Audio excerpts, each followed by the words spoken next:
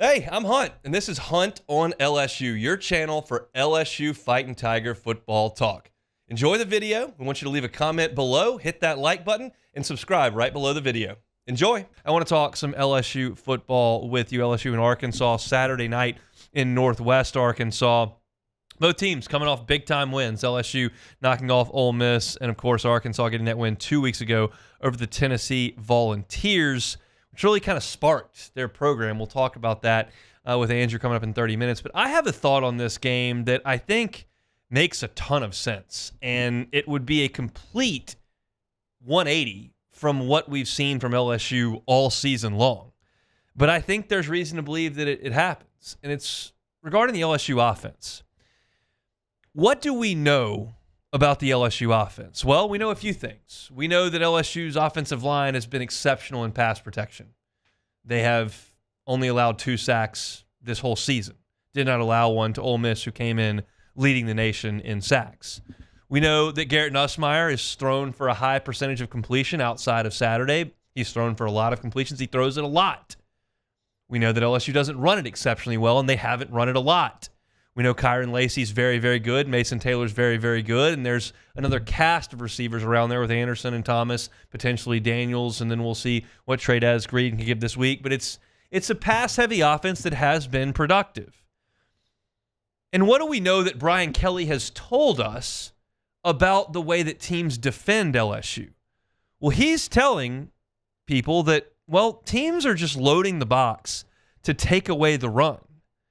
They do that, so we decide we're going to throw it. We're not going to be stubborn and just hammer away into 8- and 9-man boxes just because. Like, that's what he has said routinely. And so LSU has been pass happy. Here's my thought on this, and it crystallized on Saturday when LSU beat Ole Miss. If you're Arkansas, or you're Florida, or you are Vanderbilt, and you are less talented than Ole Miss is on defense. And make no mistake, Ole Miss has talent on defense. How many games are they going to win this year? I don't know. How many SEC championships is Lane Kiffin going to win at Ole Miss? 0. But they have talent on defense. Princely Umanmielen led Florida in sacks last year.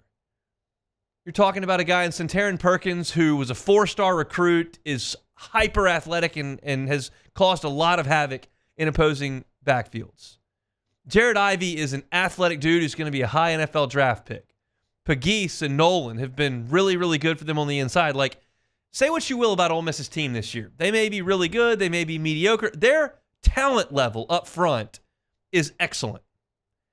And LSU dropped back to throw 56 times on Saturday.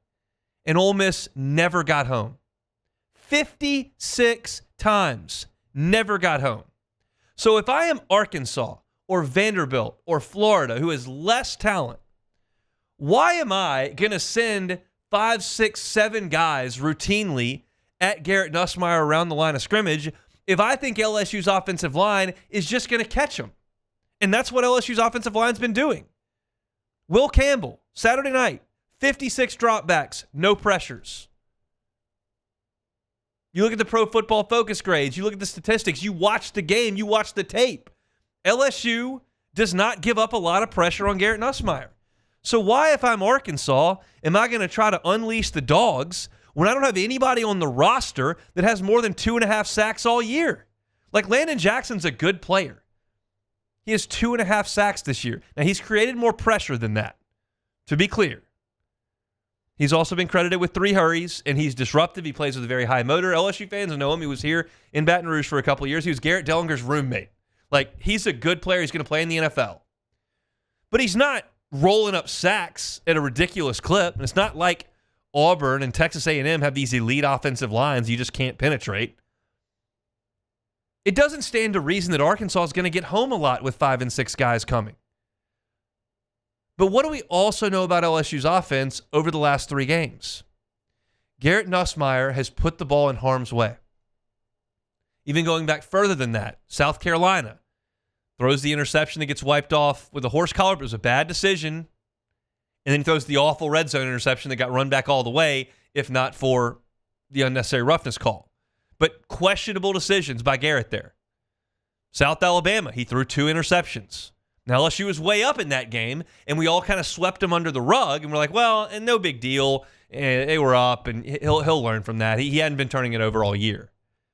And then you come back against Ole Miss, a tipped ball interception, and then a heinous interception after Zy Alexander's pick in the end zone that once again gave Ole Miss an opportunity to go up 2 scores, an opportunity they did not seize. But Garrett Nussmeier's put the ball in harm's way for the last month. 2 picks against Ole Miss, 2 picks against South Alabama, almost 2 picks against South Carolina, 1 in the red zone. So here's my thing. If I'm a defensive coordinator, why am I going to beat my head against the wall and run 6 guys up into this offensive line that's just playing patty cake when I could theoretically drop guys and see if Garrett Nussmeier has the patience not to force the ball? Now, you can suggest, well, those throws came with some pressure. And few of them did. Certainly the South Carolina horse collar, he was obviously under pressure. There wasn't a ton of pressure on him when he threw the interception down the sideline against Ole Miss. He was just a bad decision. He made a bad decision. And I think I've got a better chance of forcing Garrett Nussmeier into a bad decision by confusing him and dropping 7 or 8 guys and creating those tight windows that he's going to trust that big arm to throw it into. That's a better opportunity to stop him than trying to blitz this offensive line and let Will Campbell and Emory Jones just stonewall guys down after down and leave a compromised secondary. And Arkansas is not immensely talented in the secondary. You want Kyron Lacey running out there one-on-one? Ask the Ole Miss corner how that worked in the last play of the game. You want to deal with Aaron Anderson one-on-one and that quickness? Nussmeier will find him. You want to deal with Mason Taylor one-on-one? Why not drop and play numbers? And I think that's what Arkansas is going to do. I think they're going to try to bait Garrett Nussmeier into throwing into tight windows. And what does that mean? It means that there's a lighter box. And I think this will be the first game that LSU does establish the running game. I think that's going to be a goal for LSU in this game. It hasn't really been because Brian Kelly's told us in these press conferences, they come out with light boxes or heavy boxes to stop the run. We're not going to just run into it. We'll throw it. We'll throw it out there wide. Get it out there. We'll pick up 6 yards. Do you really want to die like that? Like LSU has shown they're going to be productive if you just let them throw it 45, 50 times. They haven't shown they can run it. Why don't you prove that offensive line can knock your 4 linemen and a couple linebackers that can come up and play the run? Prove LSU can block that. Leave your secondary stacked. That's what I would do. No one's done it yet, and they know a lot more about football than I do. I promise you that Pete Golding and whoever's calling the defense for South Alabama and all these guys, I promise they know more about defense than I do. But I'm just going off of what I've seen, and I've watched every snap LSU's played this year. That's not true. I was in the elevator for a little bit of the fourth quarter against South Alabama. Apologies. Had to find the studio. It's new. But I've seen most of the plays that LSU has run this year. And I just feel like I'm going to try to make them run the ball to win the game. And if they do, you can back up. If they start gashing you for 4 and 5 yards, you can back up. But LSU hasn't proven they can do that. The only time LSU got a running game going this year was when Caden Durham was bouncing off South Carolina guys all afternoon in Columbia. This group of offensive linemen, Will Campbell, Garrett Dellinger, Miles Frazier, and Emory Jones, take Charles Turner out, put DJ Tester in. That group did establish some running back run game in some games last year. They ran it some on Auburn. They ran it some on Florida. They ran it a little bit, on the Armies of the world. They ran it on Missouri and Ole Miss with Logan Diggs. They didn't run it on Bama. They didn't run it on Florida State. They didn't run it on A&M. But they did get some running game going. I think they can run block, but the numbers probably have to present themselves. And I think there's a good chance for the first time all year that does happen, because Arkansas is not going to try to win against these tackles in pass rush with this personnel. I just don't think that's going to work. I think your best chance is to try to get Garrett Nussmeier to get overly aggressive and try to shoot some of these gaps in an 8-man drop and try to get some interceptions that way. I think this game looks different than any game LSU has played thus far. I think the blueprint against Ole Miss was made. South Carolina is the only group to get pressure on LSU, and those two dudes, Kennard and Stewart, on the edge, are going to be first-round draft picks. Stewart's 2 years away from that. Kennard's a few months away from that. They are going to go in the first round. And if you got that, okay, well, we'll talk about it. Arkansas does not have that. Why try?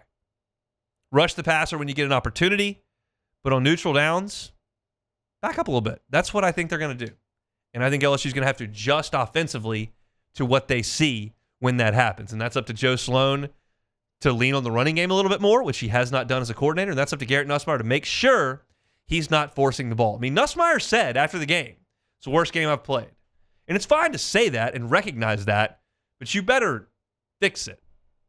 And that's what I think you're going to see from LSU coming up on Saturday. Hey, thanks for watching Hunt on LSU. Before you get out of here, do us a couple of favors. Hit that like button, leave your comments below, and subscribe to the channel for all your Fighting Tiger football talk. See you next time.